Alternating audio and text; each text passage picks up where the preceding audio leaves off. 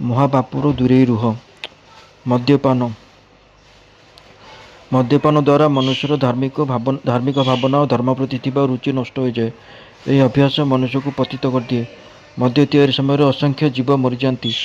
ଗଙ୍ଗାଜଳ ସମସ୍ତଙ୍କୁ ଶୁଦ୍ଧ କରେ, କିନ୍ତୁ ମଦ୍ୟ ପାତ୍ରକୁ ସେଥିରେ ବୁଡ଼ାଇ ରଖିଲେ ସୁଦ୍ଧା ତାହା ଶୁଦ୍ଧ ହୁଏ ନାହିଁ। ଯେବେ ମଦ୍ୟ ପାତ୍ର ଏତେ ଅଶୁଦ୍ଧ, ତାହେଲେ ମଦ୍ୟ ପଛେ କେତେ ଅଧିକ ଅଶୁଦ୍ଧ ହୋଇଥିବ ତାହାର ଠିକଣା ନାହିଁ। ମୁସଲମାନ ଧର୍ମରେ କୁହାଯାଇଛି, ଦେହର କୌଣସି ସ୍ଥାନରେ ମଦ ଲାଗିଗଲେ ସେହି ଅଙ୍ଗର ଚମଡ଼ାକୁ କାଟି ଫୋପାଡ଼ି ଦେବା ଉଚିତ। ଆଜିକାଲି କେତେ ପ୍ରକାର ବିଦେଶୀ ଔଷଧରେ ମଦ ମିଶ୍ରଣ କରାଯାଉଛି। ଏହା ସ୍ୱାସ୍ଥ୍ୟ ଲାଭ ପାଇଁ ଏପରି ଔଷଧ ସେବନ କଲେ ମହାପାପ ହୁଏ କି? ମଦ ମିଶାଯାଉଥିବା ଯେକୌଣସି ଔଷଧ ସେବନ କଲେ ମହାପାପ ହୁଏ। ପରିବାରରେ ଜଣେ ବ୍ୟକ୍ତି ମଦ୍ୟପାନ କରୁଥିଲେ, ତା ସାଙ୍ଗରେ ରହୁଥିବା ପରିବାର ଲୋକଙ୍କୁ ମହାପାପ ଲାଗେ କି? ନା, କୁଟୁମ୍ବ ଲୋକେ ବାଧ୍ୟ ହୋଇ ସେହି ମଦ୍ୟପ ସାଙ୍ଗରେ ରୁହନ୍ତି। ମଦ୍ୟପ ପତି ସହିତ ତାର ପତ୍ନୀ ବାଧ୍ୟ ହୋଇ ରୁହେ, ମାତ୍ର ତାକୁ ପାପ ଲାଗେ ନାହିଁ। ନିଜ ଆଗ୍ରହ ସହକାରେ ରହିଲେ ହିଁ କୁସଙ୍ଗର ଦୋଷ ଲାଗେ। ଯେଉଁ ବ୍ୟକ୍ତି ଅଜ୍ଞାନବଶତଃ ମଦ୍ୟପାନରେ ଅଭ୍ୟସ୍ତ ହୋଇଯାଇଥିଲା, ଏବେ ଜ୍ଞାନୋଦୟ ହେବା ପରେ ସେ ମଦ୍ୟପାନର ମହାପାପରୁ କିପରି ଶୁଦ୍ଧ ହେବ? ସେପରି ବ୍ୟକ୍ତି ହୃଦୟ ସହିତ ଯଦି ପଶ୍ଚାତାପ କରି ମଦ୍ୟପାନ ସର୍ବଦା ତ୍ୟାଗ କରେ ଓ ଭବିଷ୍ୟତରେ କଦାପି ନ ପିଇବାକୁ ପ୍ରତିଜ୍ଞା କରେ, ତାହେଲେ ତାକୁ ପାପରୁ କ୍ଷମା ମିଳେ। ଜୀବ ସତ ଶୁଦ୍ଧ ଅଟେ, ତେଣୁ ସେ ଅଶୁଦ୍ଧିକୁ ଛାଡ଼ିଦେବା ମାତ୍ରେ ନିଜର ସ୍ୱାଭାବିକ ପବିତ୍ରତା ଲାଭ କରେ। ଚୋରି ଯେକୌଣସି ପଦାର୍ଥକୁ ଚୋରି କରିବା ପାପ ଅଟେ, ପରନ୍ତୁ ସୁନା, ହୀରା ଆଦି ବହୁମୂଲ୍ୟ ପଦାର୍ଥ ଚୋରି କରିବା ମହାପାପ। ଯେଉଁ ବସ୍ତୁ ଯେତିକି ଅଧିକ ମୂଲ୍ୟବାନ, ତାହା ଚୋରି କଲେ ସେତେ ଅଧିକ ପାପ ଲାଗେ।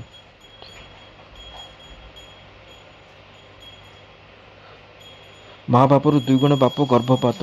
ବ୍ରହ୍ମହତ୍ୟା ପରି ଗର୍ଭପାତ ମଧ୍ୟ ମହାପାପ। ଶାସ୍ତ୍ରରେ ଗର୍ଭପାତକୁ ବ୍ରହ୍ମହତ୍ୟାଠାରୁ ଦୁଇଗୁଣ ପାପ ବୋଲି କୁହାଯାଇଛି। ଅର୍ଥାତ୍ ଗର୍ଭପାତ ଦ୍ୱାରା ବ୍ରହ୍ମହତ୍ୟାର ଦୁଇଗୁଣ ପାପ ହୁଏ। ଏହି ମହାପାପର କୌଣସି ପ୍ରାୟଶ୍ଚିତ ନାହିଁ। ଏପରି ସ୍ଥଳରେ ସ୍ତ୍ରୀକୁ ପରିତ୍ୟାଗ କରିବା ବିଧେୟ। ଭଗବାନଙ୍କ ଅପାର କରୁଣାରୁ ଜୀବକୁ ମନୁଷ୍ୟ ଦେହ ମିଳେ। ଏପରି ସ୍ଥଳେ ଅପରେସନ, ଗର୍ଭପାତ ଓ ଗର୍ଭନିରୋଧକ ଔଷଧର ବ୍ୟବହାର ପ୍ରଭୃତି ଦ୍ୱାରା ଜୀବକୁ ମନୁଷ୍ୟ ଦେହ ଧାରଣ କରିବାରେ ବାଧା ଦେବା ଏବଂ ଜାତ ହେବା ପୂର୍ବରୁ ତାକୁ ନଷ୍ଟ କରିବା ମହାପାପ ଅଟେ। ନିରପରାଧ ଜୀବକୁ ଜନ୍ମ ପୂର୍ବରୁ ହତ୍ୟା କରିବା ବଡ଼ ଅନ୍ୟାୟ। ସେ ମନୁଷ୍ୟ ଦେହ ଧାରଣ କରି କି ଭଲ କାମ କରିଥାନ୍ତା, ସେ କଥା କାହାକୁ ବା ଜଣା? ସେ ନିଜକୁ ଉଦ୍ଧାର କରିପାରିଥାନ୍ତା ଓ ସମାଜର ମଙ୍ଗଳ ସାଧନ କରିପାରିଥାନ୍ତା। ଜନ୍ମ ହେବା ପୂର୍ବରୁ ହିଁ ତାକୁ ହତ୍ୟା କରିଦେବା ମହାପାପ। ନିଜର କଲ୍ୟାଣ ବା ଉଦ୍ଧାର ନ କରିବା ପାପ। ଅନ୍ୟକୁ ଉଦ୍ଧାର ପାଇଁ ସୁଯୋଗ ନ ଦେବା ମହାପାପ। ଏପରି ମହାପାପ କରିଥିବା ସ୍ତ୍ରୀ ପୁରୁଷ ପରଜନ୍ମରେ ସନ୍ତାନହୀନ ହୁଅନ୍ତି। ସନ୍ତାନ ନ ପାଇ ଜନ୍ମ ଜନ୍ମାନ୍ତରରେ ସନ୍ତପ୍ତ ରୁହନ୍ତି। ଯେଉଁ ମାଲିକ ଉତ୍ତମ ଭୃତ୍ୟମାନଙ୍କୁ ତିରସ୍କାର କରେ, ତାକୁ ଉତ୍ତମ ଭୃତ୍ୟ ମିଳନ୍ତି ନାହିଁ। ସେପରି ଯେଉଁ ଭୃତ୍ୟ ଉତ୍ତମ ମାଲିକକୁ ତିରସ୍କାର କରେ, ଭବିଷ୍ୟତରେ ତାକୁ ଉତ୍ତମ ମାଲିକ ମିଳନ୍ତି ନାହିଁ। ମହାନ ସନ୍ଥମାନଙ୍କ ସଙ୍ଗ ଲାଭ କରି ଯେଉଁ ବ୍ୟକ୍ତି ନିଜକୁ ଉଦ୍ଧାର କରେ ନାହିଁ, ତାକୁ ପୁଣି ସେଭଳି ଉତ୍ତମ ସଙ୍ଗ ମିଳେ ନାହିଁ। ମାତାପିତା ପ୍ରସନ୍ନ ହୋଇ ଦେଉଥିବା ମିଠାଇକୁ ଶିଶୁ ଯଦି ନ ଖାଇ ଫୋପାଡ଼ି ଦିଏ, ତାହେଲେ ସେ ମାତାପିତାଙ୍କଠାରୁ ଆଉ ମିଠାଇ ପାଏ ନାହିଁ। ସେପରି ଭଗବାନଙ୍କ ବିଶେଷ କୃପାରେ ମିଳିଥିବା ମନୁଷ୍ୟ ଦେହର ଦୁରୁପଯୋଗ କରି ପାପକର୍ମ କଲେ ସେଭଳି ଦେହ ଆଉ ମିଳେ ନାହିଁ। ଶିଶୁ ଅବୋଧ ହୋଇଥିବାରୁ ମାତାପିତା ତାକୁ ପୁଣି ମିଠାଇ ଦେଇପାରନ୍ତି, କିନ୍ତୁ ଜାଣିଶୁଣି ପାପ କରିଥିବା ଲୋକକୁ ପୁଣି ମନୁଷ୍ୟ ଦେହ ମିଳେ ନାହିଁ। ସେପରି ଗର୍ଭପାତ କରିଥିବା ଲୋକର ପରଜନ୍ମରେ ସନ୍ତାନ ହୁଏ ନାହିଁ। ବ୍ରହ୍ମବୈବର୍ତ ପୁରାଣ ପ୍ରକୃତି ଖଣ୍ଡ 2ୟ ଅଧ୍ୟାୟରେ ଲେଖା ଅଛି, ସୃଷ୍ଟି ପ୍ରାରମ୍ଭରେ ଭଗବାନ ଶ୍ରୀକୃଷ୍ଣଙ୍କ ଚିନ୍ମୟ ଶକ୍ତି ମୂଳ ପ୍ରକୃତି ନିଜ ଗର୍ଭକୁ ଅବାଧ ଜଳ ମଧ୍ୟକୁ ଫୋପାଡ଼ି ଦେଲେ। ଏହା ଦେଖି ଭଗବାନ ତାଙ୍କୁ ଅଭିଶାପ ଦେଲେ, ଆଜିଠାରୁ ତୁମର କୌଣସି ସନ୍ତାନ ହେବ ନାହିଁ। ଏତିକି ନୁହେଁ, ତୁମର ଅଂଶ ନେଇ ଯେଉଁ ଦିବ୍ୟ ଅଙ୍ଗନାମାନେ ଉତ୍ପନ୍ନ ହେବେ, ସେମାନେ ମଧ୍ୟ ସନ୍ତାନହୀନ ହେବେ। ଏହାପରେ ମୂଳ ପ୍ରକୃତି ଦେବୀଙ୍କ ଜିହ୍ୱାର ଅଗ୍ରଭାଗରୁ ସରସ୍ୱତୀ ପ୍ରକଟ ହେଲେ। କିଛି ସମୟ ପରେ ନିଜେ ମୂଳ ପ୍ରକୃତି ଦୁଇ ଭାଗ ହୋଇଯାଇ ବାମ ଅଙ୍ଗରୁ ଲକ୍ଷ୍ମୀ ଓ ଡାହାଣ ଅଙ୍ଗରୁ ରାଧା ରୂପ ହୋଇଗଲେ। ସେହି ସମୟରେ ଭଗବାନ ଶ୍ରୀକୃଷ୍ଣ ମଧ୍ୟ ନିଜ ଅଙ୍ଗରୁ ଦୁଇ ରୂପରେ ପ୍ରକଟ ହେଲେ। ବାମ ଅଙ୍ଗରୁ ବିଷ୍ଣୁ ଓ ଡାହାଣ ଅଙ୍ଗରୁ ଦ୍ୱିଭୁଜ କୃଷ୍ଣ। ଭଗବାନ ଶ୍ରୀକୃଷ୍ଣ ଲକ୍ଷ୍ମୀ ଓ ସରସ୍ୱତୀଙ୍କୁ ବିଷ୍ଣୁଙ୍କ ସେବାରେ ଉପସ୍ଥିତ ହେବା ପାଇଁ ଆଜ୍ଞା ଦେଲେ। ମୂଳ ପ୍ରକୃତିରେ ପ୍ରକଟ ହୋଇଥିବାରୁ ଲକ୍ଷ୍ମୀ ଓ ସରସ୍ୱତୀ ସନ୍ତାନହୀନ ହେଲେ। ଏହାପରେ ଭଗବାନ ଶ୍ରୀକୃଷ୍ଣଙ୍କ ଲୋମକୂପରୁ ଅସଂଖ୍ୟ ଗୋପ ଓ ଶ୍ରୀରାଧାଙ୍କ ଲୋମକୂପରୁ ଅସଂଖ୍ୟ ଗୋପକନ୍ୟା ପ୍ରକଟିତ ହେଲେ। ଭଗବାନଙ୍କ ଅଭିଶାପ ଯୋଗୁଁ ଗୋପକନ୍ୟାମାନଙ୍କର ମଧ୍ୟ ସନ୍ତାନ ହେଲେ ନାହିଁ। ଏକଥାରୁ ସିଦ୍ଧ ହୁଏ ଯେ ଗର୍ଭପାତ କରୁଥିବା ସ୍ତ୍ରୀ ପରଜନ୍ମମାନଙ୍କରେ ସନ୍ତାନ ଲାଭର ସୁଖ ପାଏ ନାହିଁ। ଦେଖାଯାଏ ଯେ ଗର୍ଭପାତ କରିଥିବା ସ୍ତ୍ରୀ ପୁନଃ ଗର୍ଭବତୀ ହୋଇ ସନ୍ତାନ ଲାଭ କରେ।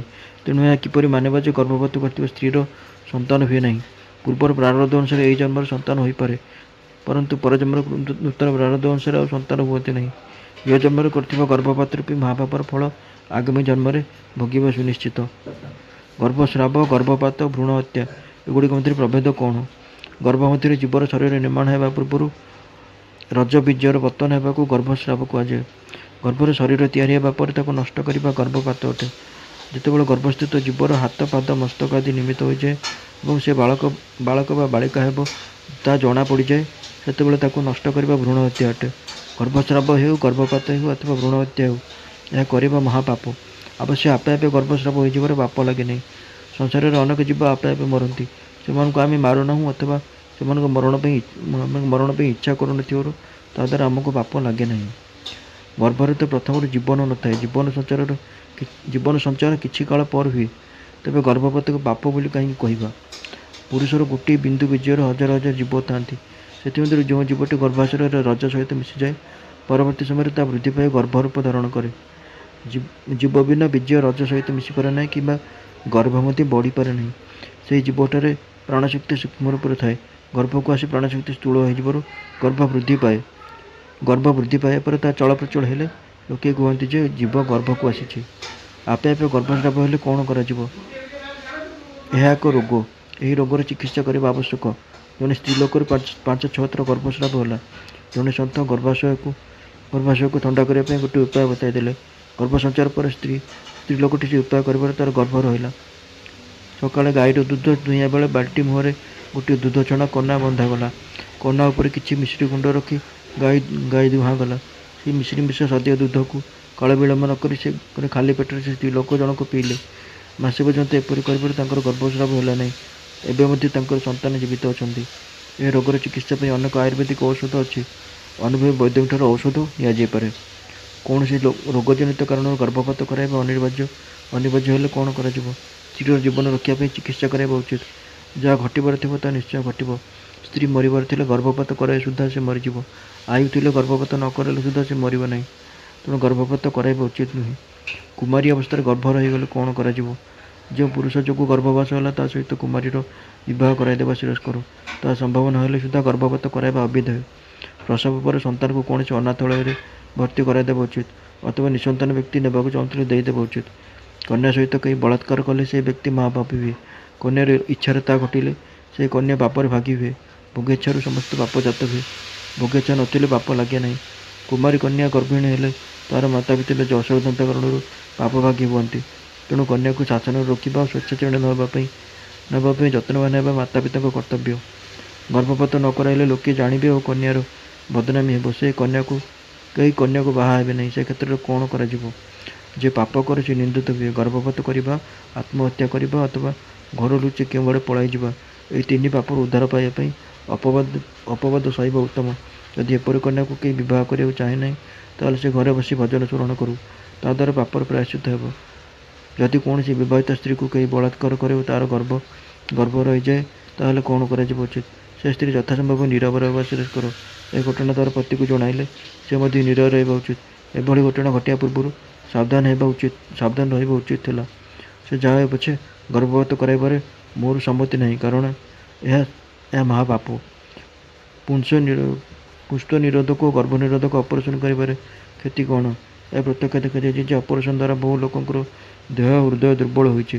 ସେମାନଙ୍କୁ ଅନେକ ପ୍ରକାର ରୋଗ ହେଉଛି ଓ ହେବ ମଧ୍ୟ। ଅଣ୍ଡିରା ବାଛୁରୀକୁ ବ୍ରତ କରିଦେଲେ ତାହାର ମାଂସରେ ଏକ ପ୍ରକାର ଶକ୍ତି କମିଯାଏ। ସେଥିପାଇଁ ଇରାନ ଆଦି ଦେଶମାନଙ୍କରେ ବ୍ରତ କରାଯାଇ ନଥିବା ବାଛୁରୀ ମାଂସ ଅପେକ୍ଷା ବ୍ରତ ହୋଇଥିବା ବାଛୁରୀର ମାଂସ ଶସ୍ତାରେ ମିଳେ।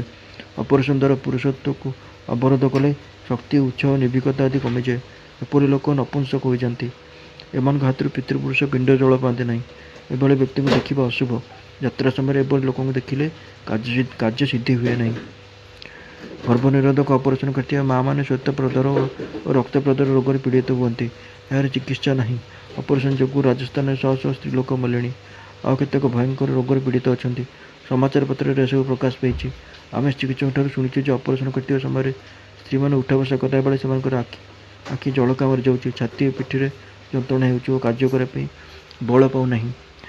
ଗର୍ଭଧାରଣ ଶକ୍ତିକୁ ନଷ୍ଟ କରୁଥିବା ସ୍ତ୍ରୀମାନଙ୍କୁ ଦେଖିବା ଅଶୁଭ। ଭଗବାନଙ୍କ ପ୍ରଦତ୍ତ ଶକ୍ତିକୁ ନଷ୍ଟ କରିବାର କାହାର ଅଧିକାର ନାହିଁ। ସେପରି କରିବା ଅନଧିକାର ଚେଷ୍ଟା ଓ ଅପରାଧ। ଯେଉଁମାନେ ଅପରେସନ କରି ନିଜର ମାତୃତ୍ୱ ନଷ୍ଟ କରିଛନ୍ତି ସେମାନେ ତ ନିଜେ ପାପିନି, ତା ଛଡ଼ା ସେମାନେ ଅନ୍ୟମାନଙ୍କୁ ସେଥିପାଇଁ ଭ୍ରୂଣ ଦେଇ ନୂଆ ନୂଆ ପାପ କରୁଛନ୍ତି। ଯେପରି ଗୀତା ଅଧ୍ୟୟନ ଅପେକ୍ଷା ଗୀତା ପ୍ରଚାରର ମାହାତ୍ମ୍ୟ ଅଧିକ, ସେପରି ଗର୍ଭ ଅପରେସନ କରିବା ଅପେକ୍ଷା ପ୍ରବର୍ତ୍ତ ହେଉଥିବା ଲୋକଙ୍କ ପାପର ମାତ୍ରା ଅଧିକ।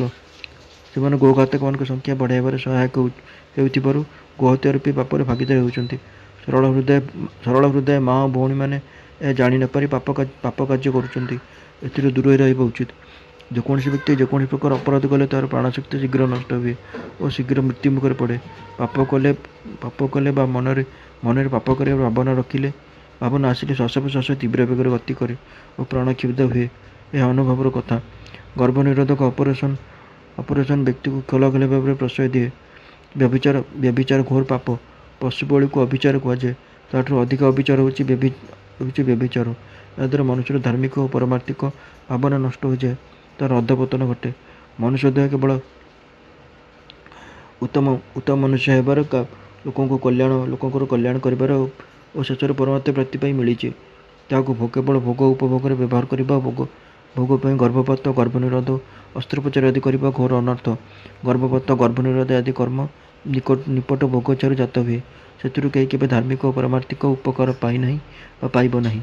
ଗର୍ଭନିରୋଧ ଦ୍ୱାରା ଭୋଗପରାୟଣତା ବୃଦ୍ଧି ପାଏ। ଆଜି ମନୁଷ୍ୟ ପଶୁଠାରୁ ମଧ୍ୟ ଅଧିକ ଭୋଗପରାୟଣ ହୋଇପଡ଼ିଛି। ଯଦି ସନ୍ତାନ ଚାହୁଁନାହ, ତେବେ ସଂଯମୀ ହୁଅ, ତାହେଲେ ବଳ, ଉତ୍ସାହ, ଧର୍ମପରାୟଣତା ଓ ଈଶ୍ୱରପ୍ରବଣତା ଲାଭ କରିବ। ମନୁଷ୍ୟ ଜନ୍ମ ସଫଳ ହୋଇଯିବ। ମନୁଷ୍ୟ ଇନ୍ଦ୍ରିୟଗୁଡ଼ିକର ବଶବର୍ତ୍ତୀ ହେଲେ ସେଗୁଡ଼ିକ ତାର ଶତ୍ରୁ ହୋଇଯାନ୍ତି। ଏହା ଫଳରେ ତାର ଇହଲୋକ ଓ ପରଲୋକ ନଷ୍ଟ ହୁଏ।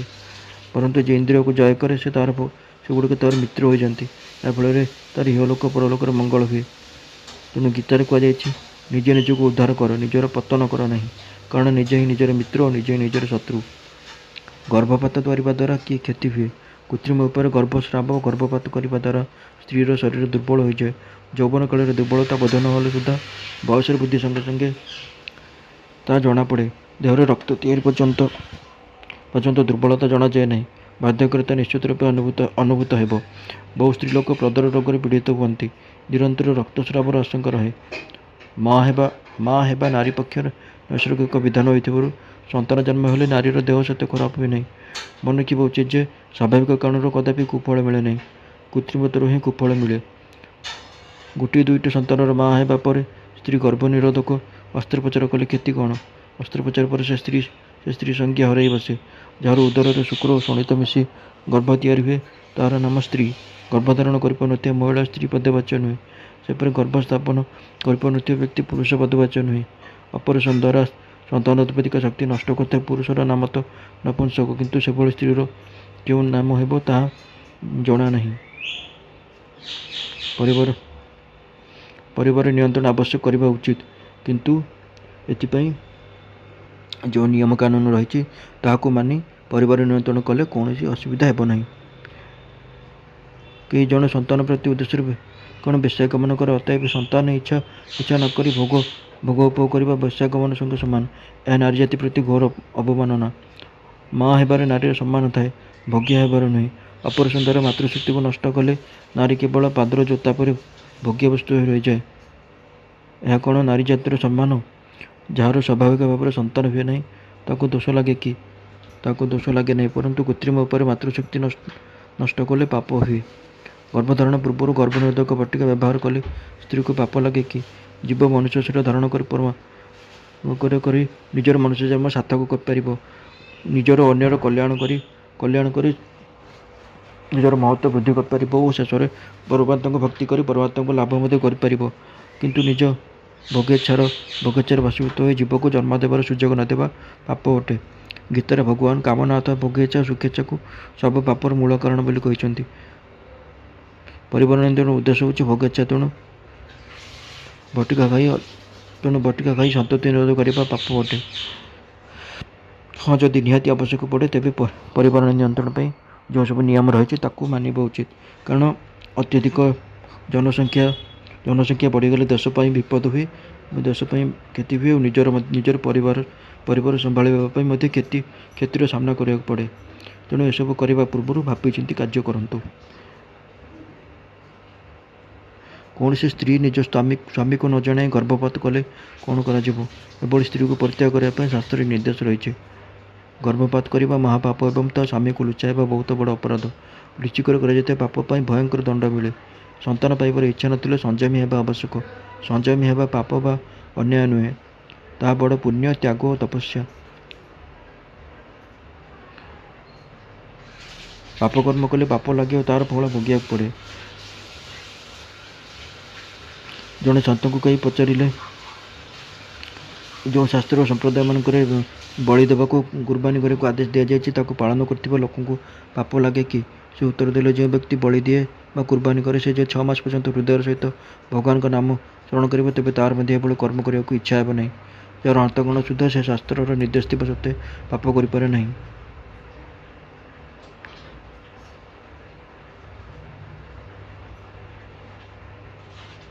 ରାମଚରିତମାନସରେ କୁହାଯାଇଛି, ସମରଥ କହୁନ ନାହିଁ ଦୋଷୁ ଗୋସାଇଁ, ରବି ପାବକ ସୁରସରି କିଏ ନାହିଁ। ଯାହାକୁ ରାଜ୍ୟ ମିଳିଥାଏ ସେ ରାଜ୍ୟ ବା ସରକାର ସମର୍ଥ, ତେଣୁ କାହିଁକି ପାପ ଲାଗିବ? ସେ ସମର୍ଥ ନୁହନ୍ତି। ଯେଉଁମାନଙ୍କଠାରେ ଅନ୍ୟର ଦୋଷକୁ ନଷ୍ଟ କରିବା ଶକ୍ତି ଥାଏ, ସେଇମାନେ ସମର୍ଥ। ସୂର୍ଯ୍ୟ ଅପବିତ୍ରକୁ ପବିତ୍ର କରେ ଓ ଅଶୁଦ୍ଧ ଜଳକୁ ଶୁଦ୍ଧ କରେ।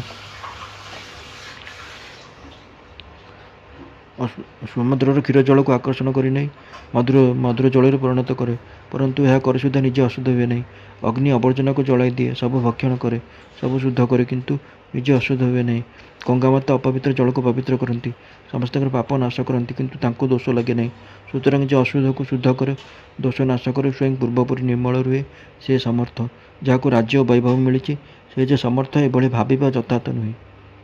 ପଦ, ପଦବୀ, ଅଧିକାର, ବୈଭବ ଯୋଗୁଁ କେହି ସମର୍ଥ ହୋଇଯାଏ ନାହିଁ, କାରଣ ତା'ର ସାମର୍ଥ୍ୟ ପଦ ପଦବୀର ଅଧୀନ। ଯେ ପର୍ଯ୍ୟନ୍ତ କ୍ଷମତା ଓ ଅଧିକାର ଥାଏ, ସେ ପର୍ଯ୍ୟନ୍ତ ସାମର୍ଥ୍ୟ ରହେ, ପରେ ତାହା ରହେ ନାହିଁ। ମିଳିଥିବା ପଦ ଅଧିକାର ପ୍ରଭୃତିକୁ ଯିଏ ନିଜର ସାମର୍ଥ୍ୟ ମନେ କରେ, ସେ ପ୍ରକୃତରେ ଅସମର୍ଥ, କାରଣ ସେ ସାମର୍ଥ୍ୟ ଅନ୍ୟ ଉପରେ ନିର୍ଭରଶୀଳ। ସୂର୍ଯ୍ୟ, ଅଗ୍ନି, ଗଙ୍ଗାମାତା ଏମାନେ ପ୍ରକୃତରେ ସମର୍ଥ। କାହାର ଅଧୀନ ନ ରହି କୌଣସି କ୍ଷମତା ଓ ଅଧିକାର ବଳରେ ବଳୀୟା ନ ହୋଇ ଏମାନେ ସମର୍ଥ ଅଟନ୍ତି। ଏମାନଙ୍କ ନିଜର ସାମର୍ଥ୍ୟ। ଯେଉଁମାନେ କ୍ଷମତା ଓ ଅଧିକାର ମୋହରେ ମଦମତ୍ତ ହୋଇ ନିଷିଦ୍ଧ କାର୍ଯ୍ୟ କରନ୍ତି ଓ ସେଥିପାଇଁ ପ୍ରେରଣା ଦିଅନ୍ତି, ସେମାନେ ସାମର୍ଥ୍ୟର ଦୁରୁପଯୋଗ କରନ୍ତି। ଏ ସାମର୍ଥ୍ୟ ପାପକୁ ଦୂର କରିବା ପରିବର୍ତ୍ତେ ବୃଦ୍ଧି କରେ। ତେଣୁ ଯଥାର୍ଥରେ ସାମର୍ଥ୍ୟ ନଥିବା ସରକାରକୁ ସମର୍ଥ ବୋଲି ବିଚାରି ତା'ର ପ୍ରେରଣାରେ ପ୍ରଜାମାନେ ପାପ କରିବା ଉଚିତ ନୁହେଁ। ଡାକ୍ତରମାନେ ସରକାରଙ୍କ ଆଦେଶରେ ଗର୍ଭପାତ, ଗର୍ଭନିରୋଧ, ଅସ୍ତ୍ରୋପଚାର ଆଦି କରନ୍ତି। ଏଥିରେ ସେମାନଙ୍କର ପାପ ହୁଏ କି? ସେମାନଙ୍କୁ ନିଶ୍ଚିତ ଭାବରେ ପାପ ଲାଗିବ। ପାପର କାରଣ ହେଉଛି ଲୋଭ। ଲୋଭ ପାଇଁ ସେମାନେ ଅସଂଖ୍ୟ ଜୀବଙ୍କୁ ହତ୍ୟା କରନ୍ତି। ଏପରି ଘୃଣିତ କାର୍ଯ୍ୟ ମାଧ୍ୟମରେ ଅର୍ଜନ କରୁଥିବା ଧନର ଅନ୍ନ ଖାଇ ସେମାନେ ମହାପାପୀ ହୁଅନ୍ତି। ଶାସ୍ତ୍ରରେ କୁହାଯାଇଛି ଯେ, ଗର୍ଭପାତ କରିଥିବା ସ୍ତ୍ରୀର ଅନ୍ନକୁ ଦେଖିବା ମାତ୍ରେ ତା ଅଭକ୍ଷ୍ୟ ହୋଇଯାଏ। ଅର୍ଥାତ୍ ଗର୍ଭହତ୍ୟା କରିଥିବା ବ୍ୟକ୍ତି ଦେଖିଥିବା ରଜସ୍ୱଳା ସ୍ତ୍ରୀ, ସ୍ପର୍ଶ କରିଥିବା ପକ୍ଷୀ, ଖାଇଥିବା କୁକୁର ଛୁଇଁଥିବା ଅନ୍ନ ଅଭକ୍ଷ୍ୟ ଅଟେ। ଚାକିରିରେ ନିଜ ସମୟ ଦେଇ କାର୍ଯ୍ୟ କରି ଅର୍ଥ ସଂଗ୍ରହ କରାଯାଏ। ନିଜ ଧର୍ମ, କର୍ତ୍ତବ୍ୟ, ସତ୍କର୍ମ ପାଇଁ ଧନ ନିଆଯାଏ ନାହିଁ। ପାପ, ଅନ୍ୟାୟ, ହତ୍ୟା, ହିଂସା ଆଦି କରି ଧନ ନେବା ନିପଟ ପାପ ଅଟେ। କୌଣସି ମାଲିକ ପାପ, ଅନ୍ୟାୟ କରିବା ପାଇଁ କହିଲେ ଭୃତ୍ୟ ନମ୍ରତାପୂର୍ବକ ତାଙ୍କୁ କହିବେ, ମୁଁ ଆପଣଙ୍କ କାର୍ଯ୍ୟରେ ଘଣ୍ଟାଏ ବା 2 ଘଣ୍ଟା ଅଧିକ ସମୟ ଦେଇପାରିବି, କିନ୍ତୁ ପାପ ଓ ହିଂସା କରିବା ପାଇଁ ବାଧ୍ୟ କରନ୍ତୁ ନାହିଁ। ଆପଣ ମୋତେ ଏହି କାର୍ଯ୍ୟରେ ରଖନ୍ତୁ ବା ନ ରଖନ୍ତୁ, ଏହା ଆପଣଙ୍କ ଇଚ୍ଛା। ଜଣେ ବ୍ୟକ୍ତି ଗର୍ଭପାତ, ଗର୍ଭନିରୋଧ ଆଦି କାର୍ଯ୍ୟ ନ କରିବାରୁ ତାକୁ ଚାକିରିରୁ ବରଖାସ୍ତ କରାଗଲା।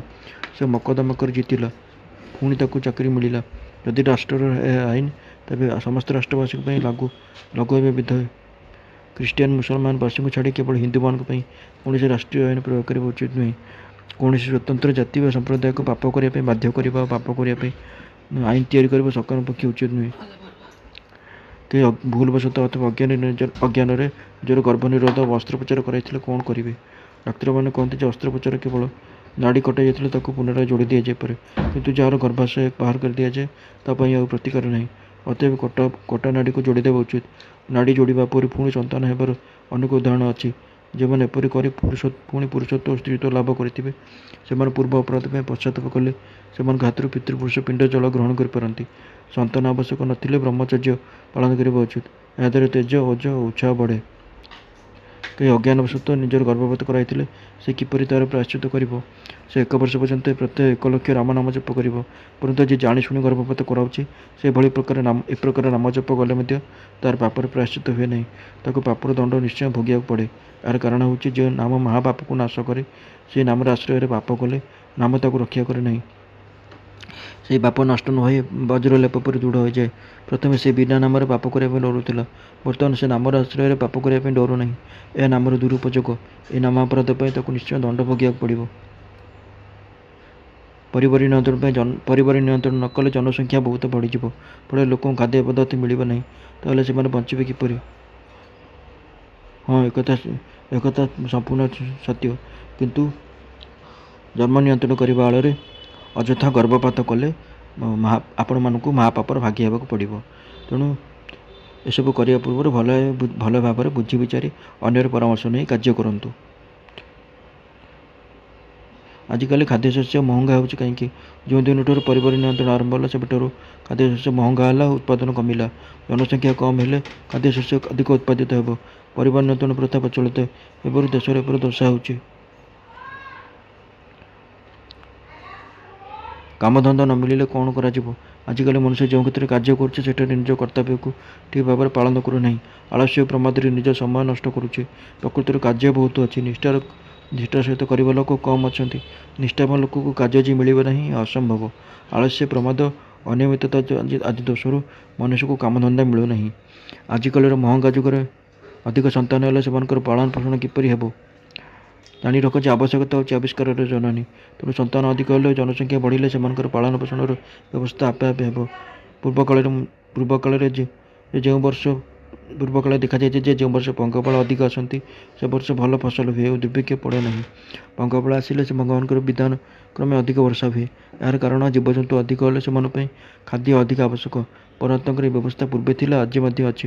ଆପଣମାନେ ପରିବାର ନିୟନ୍ତ୍ରଣ କରୁଛନ୍ତି, ସବୁ ବ୍ୟବସ୍ଥାର ଭାର ନିଜ ଉପରକୁ ନେଉଛନ୍ତି, ତେଣୁ ଅସୁବିଧାରେ ପଡ଼ୁଛନ୍ତି।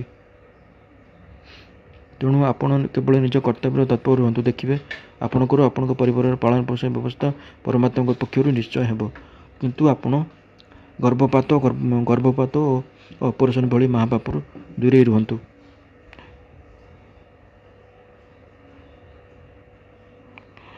ଏହା ପ୍ରତ୍ୟକ୍ଷ ଦେଖାଯାଏ ଯେ ଜୀବନ ନିର୍ବାହ ପାଇଁ କୌଣସି ଯତ୍ନ ନ କରୁନଥିବା ସାଧନନିଷ୍ଠ ଅନାଶ୍ରିତ ସନ୍ଥଙ୍କର ଖାଦ୍ୟପେୟର ବ୍ୟବସ୍ଥା ଜନସାଧାରଣ ଆଗ୍ରହପୂର୍ବକ କରନ୍ତି। ଚେଷ୍ଟା କରୁଥିବା ସାଧାରଣ ବ୍ୟକ୍ତିଠାରୁ ଉକ୍ତ ସନ୍ଥଙ୍କ ନିର୍ବାହର ବ୍ୟବସ୍ଥା ଉତ୍ତମ ରୂପେ ହୁଏ। ହିନ୍ଦୁ ଧର୍ମରେ ମନୁଷ୍ୟ ଜନ୍ମକୁ ଦୁର୍ଲଭ କୁହାଯାଇଛି ଓ ଆତ୍ମଧରକୁ ସରଳ କୁହାଯାଇଛି। ତେଣୁ କୌଣସି ଜୀବ ମନୁଷ୍ୟ ଜନ୍ମକୁ ପାଇ ହିନ୍ଦୁ ଧର୍ମକୁ ଆସିବାରେ ବାଧା ସୃଷ୍ଟି କରିବା ଉଚିତ ନୁହେଁ। ସେପରି କଲେ ସେହି ଜୀବ ବିଧର୍ମୀଙ୍କ ଘରେ ଜନ୍ମ ନେଇ ଆପଣଙ୍କୁ ଓ ଆପଣଙ୍କ ସଂସ୍କୃତିକୁ ବିନାଶ କରିବ। ଜୀବର କେବଳ ଜଣଙ୍କ ସହିତ ଋଣାନୁବନ୍ଧ ନଥାଏ, ଅନ୍ୟ ବ୍ୟକ୍ତିଙ୍କ ସହିତ ଥାଏ। କୌରବ ଓ ପାଣ୍ଡବଙ୍କ 9 ଅକ୍ଷୌଣୀ ସେନା ଥିଲେ, ପରନ୍ତୁ 1 ଅକ୍ଷୌଣୀ ନାରାୟଣ ସେନା ଓ 1 ଅକ୍ଷୌଣୀ ଶଲ୍ୟଙ୍କ ସେନା କୌରବଙ୍କ ପକ୍ଷକୁ ଚାଲିଯିବାରୁ ପାଣ୍ଡବମାନଙ୍କ ଅପେକ୍ଷା କୌରବଙ୍କ ସେନା 4 ଅକ୍ଷୌଣୀ ବଢ଼ିଗଲା। କୌରବଙ୍କର 11 ଅକ୍ଷୌଣୀ, ପାଣ୍ଡବଙ୍କର 7 ଅକ୍ଷୌଣୀ ରହିଲେ।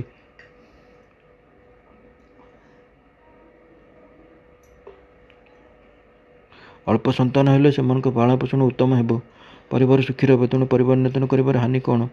ସନ୍ତାନ ଅଳ୍ପ ହେଲେ ପରିବାର ଯେ ସୁଖୀ ହେବ, ଏହା ଭ୍ରମଧାରଣା। ଯେଉଁମାନଙ୍କର ସନ୍ତାନ ନାହିଁ ସେମାନେ ମଧ୍ୟ ଦୁଃଖୀ, ଯେଉଁମାନଙ୍କର ସନ୍ତାନ କମ୍ ସେମାନେ ମଧ୍ୟ ଦୁଃଖୀ, ଯେଉଁମାନଙ୍କର ସନ୍ତାନ ଅଧିକ ସେମାନେ ମଧ୍ୟ ଦୁଃଖୀ। ସନ୍ତାନ ନଥିବା ଲୋକ, ଅଳ୍ପ ସନ୍ତାନ ଥିବା ଲୋକ, ଅଧିକ ସନ୍ତାନ ଥିବା ଲୋକ, ଏପରି ବହୁ ପ୍ରକାରର ଲୋକମାନେ ଅଛନ୍ତି। ସନ୍ତାନ ବେଶୀ ବା କମ୍ ହେବା ସୁଖ ଦୁଃଖର କାରଣ ନୁହେଁ। ସଂସାରରେ ଅଳ୍ପ ସନ୍ତାନ ଯୋଗୁଁ ସୁଖୀ ହେଉଥିବା ଜଣେ ଲୋକର ନାମ କିଏ ବା କହିପାରିବ? ସଂସାରରେ କ'ଣ ସମଗ୍ର ସୃଷ୍ଟିରେ ମଧ୍ୟ ଏଭଳି କେହି ନାହିଁ? ଦୁଃଖର କାରଣ ହେଉଛି ଭୋଗପରାୟଣତା। ଭୋଗୀ ମନୁଷ୍ୟ କେବେ ହେଲେ ସୁଖୀ ହେବା ସମ୍ଭବ ନୁହେଁ। ତା'ର ସନ୍ତାନ ଆଦୌ ନଥାନ୍ତୁ, ଅଳ୍ପ ଥାନ୍ତୁ ବା ଅଧିକ ଥାନ୍ତୁ, ଭୋଗାସକ୍ତି ଯୋଗୁଁ ସେ ସବୁବେଳେ ଦୁଃଖୀ ହୋଇ ରହିବ। ବିବାହ ପରେ ସ୍ତ୍ରୀ ଓ ପୁରୁଷ ପରସ୍ପର ପ୍ରତି ବିଶେଷ ଆକୃଷ୍ଟ ଥାନ୍ତି। ତେଣୁ ପ୍ରଥମ ସନ୍ତାନ ଭୋଗେଚ୍ଛାରେ ଜାତ ହୁଅନ୍ତି। ସେମାନେ ପ୍ରାୟଶଃ ବେଶୀ ଭଲ ନ ହୋଇ ଭୋଗୀ ହୁଅନ୍ତି। ତେଣୁ ସନ୍ତାନ କମ୍ ହେଲେ ଭୋଗୀ ସନ୍ତାନ ଜନ୍ମ ହେବେ। ସେମାନଙ୍କ ଦ୍ୱାରା ସମାଜର ପତନ ଘଟିବ। ଆଜି ସମାଜ ମଧ୍ୟରେ ଧର୍ମ ଓ ଆଧ୍ୟାତ୍ମର ଯାହା କିଛି ପ୍ରଚାର ହେଉଛି, ଯାହା କିଛି ସମାଜ ସଂସ୍କାର ହେଉଛି, ତାହା ଉତ୍ତମ ବ୍ୟକ୍ତିମାନେ କରିଛନ୍ତି। ଭୋଗୀ, କୃପଣ ଓ ଚୋରମାନେ ସମାଜ ସଂସ୍କାର କରିପାରନ୍ତି ନାହିଁ।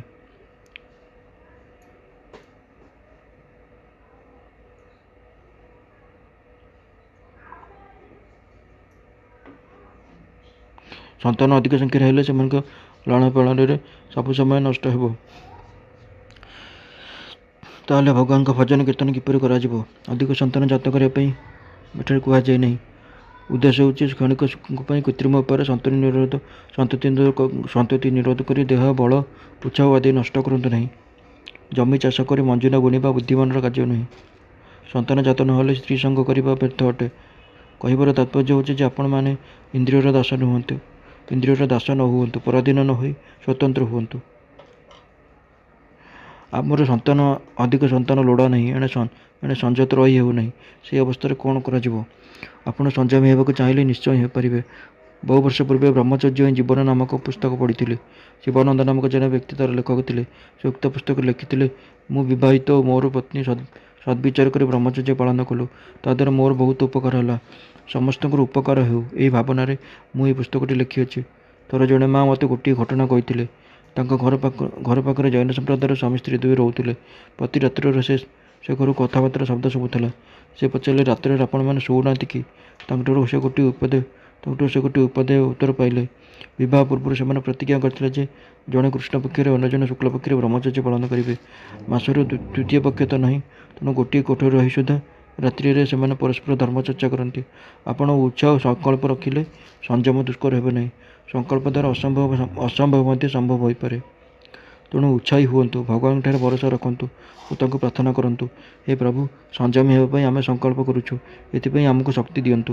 ଏଭଳି ଆପଣ ତତ୍ପର ରହିଲେ ଓ ଭଗବାନଙ୍କଠାରେ ଭରସା ରଖିଲେ ଆପଣଙ୍କୁ ଅଲୌକିକ ଚମତ୍କାର ଦେଖିବାକୁ ମିଳିବ। ପରୀକ୍ଷା କରି ଦେଖନ୍ତୁ। ପୂର୍ବକାଳରେ ଗର୍ଭନିରୋଧ ଅସ୍ତ୍ରୋପଚାର ନଥିଲା। ଲୋକେ ସଂଯତ ରହୁଥିଲେ। ଏବେ ମଧ୍ୟ ଆମେ ସଂଯତ ରହିପାରିବା। ଆମେ ପ୍ରଥମରୁ ଅତ୍ୟଧିକ ଅସଂଯମୀ ଓ ଆସୁରୀ ସ୍ୱଭାବର ବଶବର୍ତ୍ତୀ ହୋଇଯିବାରୁ ସଂଯମ ଓ ଦୈବୀ ଗୁଣକୁ ଲାଭ କରିବା ଆମ ପକ୍ଷରେ କଠିନ ବୋଧ ହେଉଛି। ଜଣେ ସତ୍ୟବାଦୀ ବ୍ୟକ୍ତିକୁ ମିଛ କହିବା ପାଇଁ 1000 ଟଙ୍କା ଦେଲେ ମଧ୍ୟ ସେ ମିଛ କହିପାରେ ନାହିଁ। କିନ୍ତୁ ସତ୍ୟ ମିଥ୍ୟା ପ୍ରତି ଦୃଷ୍ଟି ଦେଉନଥିବା ବ୍ୟକ୍ତିକୁ ସତ କହିବା ପାଇଁ 5 ଟଙ୍କା ଦେଲେ ସେ ସତ କହିଦେବ। ଜଣେ ଶାକାହାରୀକୁ ମାଂସ ଖାଇବା ପାଇଁ 1000 ଟଙ୍କା ଦେଲେ ସୁଦ୍ଧା ସେ ମରିଯିବ ପଛେ ମାଂସ ଖାଇବ ନାହିଁ। ଜଣେ ମାଂସାହାରୀକୁ ମାଂସ ନ ଖାଇବା ପାଇଁ ଦିନକୁ ମାତ୍ର ଟଙ୍କାଏ ଲେଖାଏଁ ଦେଲେ ମଧ୍ୟ ସେ ମାସେ ପର୍ଯ୍ୟନ୍ତ ମାଂସ ନ ଖାଇ ରହିଯିବ। ଯେ ମଦ୍ୟପାନ କରେ ନାହିଁ, ତାକୁ ଲୋଭ ଭୟ ଦେଖାଇ ମଦ୍ୟପାନ କରିବାକୁ କହିଲେ ସୁଦ୍ଧା ସେ ତାହା କରିବ ନାହିଁ। ପରନ୍ତୁ ଯେ ମଦ୍ୟପାନ କରେ, ସେ ସନ୍ଥ ମହାତ୍ମାଙ୍କ ସଂସ୍ପର୍ଶରେ ଆସି ମଦ୍ୟପାନ ଛାଡ଼ିଦିଏ। ଏଥିରୁ ଆମେ କ'ଣ ବୁଝିଲୁ? ପ୍ରକୃତରେ ମିଛ କହିବା, ମଦ୍ୟ ମାଂସ ଆଦି ସେବନ କରିବା କଠିନ କାର୍ଯ୍ୟ, କିନ୍ତୁ ସତ୍ୟ କହିବା, ମାଂସ ମଦ୍ୟ ଆଦି ତ୍ୟାଗ କରିବା ସହଜ। ଠିକ୍ ଏହିପରି ସଂଯମ ତ୍ୟାଗ କରିବା କଠିନ, ସଂଯମ ରକ୍ଷା କରିବା କଠିନ ନୁହେଁ। ଏହା ଅନୁଭବ ସିଦ୍ଧ ଅଟେ।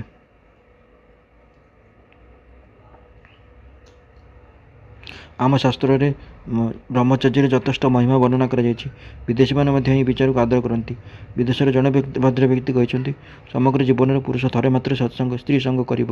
ତାହା ସମ୍ଭବ ନ ହେଲେ ବର୍ଷକରେ ଥରେ ସ୍ତ୍ରୀ ସଙ୍ଗ କରିବ। ତାହା ମଧ୍ୟ ସମ୍ଭବ ନ ହେଲେ ସ୍ତ୍ରୀର ଋତୁକାଳରେ ମାସରେ ଥରେ ସଙ୍ଗ କରିବ। ଯଦି ଏହା ମଧ୍ୟ ସମ୍ଭବ ନ ହୁଏ, ତେବେ ଶବ ଆଚ୍ଛାଦନ ପାଇଁ ଲୁଗା କିଣି ରଖିବ ଅଥବା ମୃତ୍ୟୁ ପାଇଁ ପ୍ରସ୍ତୁତ ରହିବ। ବାରମ୍ବାର ବ୍ରହ୍ମଚର୍ଯ୍ୟ ନାଶ ଦ୍ୱାରା ଆୟୁ ଶୀଘ୍ର ନଷ୍ଟ ହୁଏ। ଯଦିବା ଅଳ୍ପାୟୁରେ ମରିବାର ଅନେକ କାରଣ ଅଛି, ତେବେ ବୀର୍ଯ୍ୟନାଶ ଏହାର ମୁଖ୍ୟ କାରଣ। ତେଣୁ ସୁସ୍ଥ, ନିରୋଗ ଓ ଦୀର୍ଘାୟୁ ହେବା ପାଇଁ ବ୍ରହ୍ମଚର୍ଯ୍ୟ ପାଳନ ଏକାନ୍ତ ଆବଶ୍ୟକ। ସିଂହ ସମଗ୍ର ଜୀବନ କାଳରେ ଥରେ ମାତ୍ର ସିଂହର ସହବାସ କରେ। ତେଣୁ ବୀର୍ଯ୍ୟରକ୍ଷା ବଳରୁ ସେ ତାଠାରୁ ବହୁ ବଡ଼ ହାତୀକୁ ମଧ୍ୟ ମାରିପାରେ।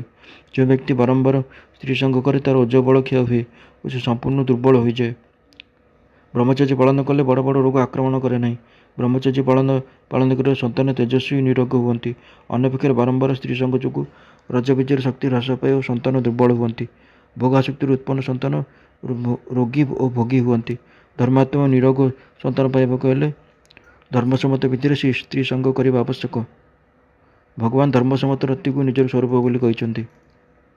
ଯେଉଁ ବ୍ୟକ୍ତି କେବଳ ଶାସ୍ତ୍ର ମର୍ଯ୍ୟାଦା ଅନୁସାରେ ସନ୍ତାନ ପ୍ରତି ନିମିତ୍ତ ଋତୁକାଳରେ ସ୍ତ୍ରୀ ସହବାସ କରେ, ସେ ଗୃହସ୍ଥ ହିଁ ମଧ୍ୟ ବ୍ରହ୍ମଚାରୀ ଅଟେ। ପରନ୍ତୁ କେବଳ ଭୋଗେଚ୍ଛା ଓ ସୁଖେଚ୍ଛା ପାଇଁ ସ୍ତ୍ରୀ ସଙ୍ଗ କରୁଥିବା ବ୍ୟକ୍ତି ପାପ ଅର୍ଜନ କରେ। ବିଷୟ ଭୋଗ କଥା ଚିନ୍ତା କରିବା ମାତ୍ରେ ପତନ ଆରମ୍ଭ ହୋଇଯାଏ ବୋଲି ଭଗବାନ ଗୀତାରେ କହିଛନ୍ତି। ପୁନଶ୍ଚ କହିଛନ୍ତି ଯେ କାମନା ହିଁ ପାପର ମୂଳ କାରଣ ତଥା ନରକର ଦ୍ୱାର। ତେଣୁ ସୁଖଭୋଗ ଇଚ୍ଛାରେ ସ୍ତ୍ରୀ ସଙ୍ଗ କରିବା ନରକ, ପାପ ଓ ଅନର୍ଥର କାରଣ। ଦୃଢ଼ ଉଦ୍ଦେଶ୍ୟ ଥିଲେ ବ୍ରହ୍ମଚର୍ଯ୍ୟ ପାଳନ ଦୁଷ୍କର ହୁଏ ନାହିଁ। ବ୍ରହ୍ମଚର୍ଯ୍ୟ ରକ୍ଷା ମନୁଷ୍ୟ ନିମନ୍ତେ ମୁଖ୍ୟ କଥା। ଅସଂଯମୀ ମନୁଷ୍ୟ ପଶୁଠାରୁ ମଧ୍ୟ ହୀନ। ପଶୁମାନଙ୍କ ମଧ୍ୟରେ ଗଧ, କୁକୁର ପ୍ରଭୃତି ନୀଚ ଗଣ୍ୟ ହୁଅନ୍ତି। କିନ୍ତୁ ବର୍ଷରେ ସେମାନଙ୍କ ମାତ୍ର ଗୋଟିଏ ମାସ ହିଁ ଋତୁକାଳ ହୁଏ। ସେତକ ସମୟ ରହିଗଲେ ସେମାନଙ୍କର ସଂଯମ ହୋଇଯାଏ। ଗଧର ଶ୍ରାବଣ ମାସରେ, କୁକୁରର କାର୍ତ୍ତିକ ମାସରେ ଓ ବିରାଡ଼ିର ମାଘ ମାସରେ ଋତୁକାଳ ହୁଏ। ସେତକ ସମୟ ସେମାନଙ୍କୁ ସଂଯମିତ ରକ୍ଷା କଲେ ବର୍ଷଯାକ ସେମାନେ ସଂଯମୀ ହୁଅନ୍ତି। କିନ୍ତୁ ମନୁଷ୍ୟ ପାଇଁ 12 ମାସ ମୁକ୍ତ। ତେଣୁ ସେ ନିଜେ ହିଁ ନିଜକୁ ରକ୍ଷା କରିପାରିବ। ଶାସ୍ତ୍ରରେ ମନୁଷ୍ୟକୁ ବ୍ରହ୍ମଚର୍ଯ୍ୟ ପାଳନ ପାଇଁ ଆଜ୍ଞା ଦିଆଯାଇଛି। ତଦ୍ୱାରା ବ୍ରହ୍ମବିଦ୍ୟା ପ୍ରାପ୍ତ ହୁଏ ଓ ପରମ ଆନନ୍ଦ ମିଳେ। ପୁରୁଷ ସଂଯମୀ କିନ୍ତୁ ସ୍ତ୍ରୀ ଅସଂଯମୀ ହେଲେ କ'ଣ କରାଯିବ? ପ୍ରକୃତରେ ପୁରୁଷ ହିଁ ସ୍ତ୍ରୀକୁ ସ୍ଖଳିତ କରେ। କାମବେଗକୁ ରୋକିବା ପାଇଁ ସ୍ତ୍ରୀର ଶକ୍ତି ପୁରୁଷଠାରୁ ଅଧିକ। ପ୍ରଥମରୁ ସଂଯମୀ ହେଲେ ବ୍ରହ୍ମଚର୍ଯ୍ୟ ପାଳନ ସହଜ ହୁଏ। ଭୋଗାସକ୍ତି ଅଧିକ ହେବା ପରେ ସଂଯମ କଷ୍ଟସାଧ୍ୟ ହୁଏ। କାମମୁକ୍ତ ବେଳରେ ସ୍ତ୍ରୀ ପୁରୁଷ ଉଭୟ ଶାନ୍ତଚ୍ୟୁତ ହୋଇ ସଂଯତ ଜୀବନଯାପନ ପାଇଁ ବିଚାର କରିବେ। ରାତ୍ରିରେ ପୃଥକ୍ ଶୟନ କରିବା ଲାଭପ୍ରଦ ହୁଏ। ମନୁଷ୍ୟ ସବୁବେଳେ ସଂଯମୀ ହୋଇପାରେ କିନ୍ତୁ ସବୁବେଳେ ଭୋଗୀ ହୋଇପାରେ ନାହିଁ। ତେଣୁ ସଂଯମ ରକ୍ଷା ପାଇଁ ନିରାଶ ନ ହେବା ତଥା ଗର୍ଭପାତ ଗର୍ଭନିରୋଧ ଆଦି ମହାପାପରୁ ଦୂରେଇ ରହିବା ଉଚିତ। ଏହି ପ୍ରକାର ଯେଉଁ ମନୁଷ୍ୟ ଦେହକୁ ଅତି ଦୁର୍ଲଭ କୁହାଯାଇଛି, ଜୀବାତ୍ମାକୁ ସେହି ଦେହ ଧାରଣ କରିବା ପାଇଁ ଅବରୋଧ କରିବା ଓ ତାକୁ ଦୁର୍ଲଭ ଶରୀର ଦେବାର ବାଧା ସୃଷ୍ଟି କରିବା କେତେ ବଡ଼ ପାପ ନୁହେଁ ସତେ? ଏପରି ମହାପାପରୁ ଦୂରେଇ ରୁହନ୍ତୁ। ଦର୍ଶକ ବନ୍ଧୁ, ଆଜିର ଏଇ ଯେଉଁ କଥା ସବୁ କୁହାଗଲା, ଏହି କଥା ଅତ୍ୟନ୍ତ ଉପାଦେୟ ଅଟେ। ତେଣୁ ଆପଣମାନେ ଏହାକୁ ନିଶ୍ଚୟ ପାଳନ କରନ୍ତୁ ଓ ସୁଖୀ ରୁହନ୍ତୁ। ତା ସହିତ ମୁଁ ଆପଣଙ୍କୁ ଆଉ ଗୋଟିଏ ଅନୁରୋଧ ମଧ୍ୟ କରିବାକୁ ଚାହୁଁଛି ଯେ ଆପଣମାନେ ମଦ୍ୟପାନଠାରୁ ସର୍ବଦା ଦୂରେଇ ରୁହନ୍ତୁ। ଆପଣମାନେ ପ୍ରଥମରୁ ଶୁଣିଲେ ଯେ ମଦ୍ୟପାନ କରିବା ମହାପାପ ଅଟେ। ଯିଏ ଏପରି କରେ ସେ ମହାପାପରୁ ଭାଗି ହୁଏ ଓ ମଦ୍ୟପାନ ଦ୍ୱାରା ଆମର ସଂସାରର ସମାଜର କେତେ କ୍ଷତି ହେଉଛି ତା ଆପଣମାନେ ଭଲ ଭାବେ ଜାଣିଛନ୍ତି। ଆପଣମାନେ ଭଲ ଭାବେ ଜାଣିଛନ୍ତି। ଏବେ ମଧ୍ୟ ଆପଣ ଦେଖିଲେ ଯେ ଏହି ଅତ୍ୟଧିକ ମଦ୍ୟପାନ କରିବା ଯୋଗୁଁ ଓଡ଼ିଶାର ଜଣେ ବିଖ୍ୟାତ କଣ୍ଠଶିଳ୍ପୀ ହ୍ୟୁମାନ ସାଗର ଅକାଳରେ ମୃତ୍ୟୁବରଣ କଲେ। ତେଣୁ ଏହାକୁ ବିଚାର କରି ଆପଣମାନେ ମଦ୍ୟପାନ ଠାରୁ ଦୂରେଇ ରୁହନ୍ତୁ। ବର୍ତ୍ତମାନ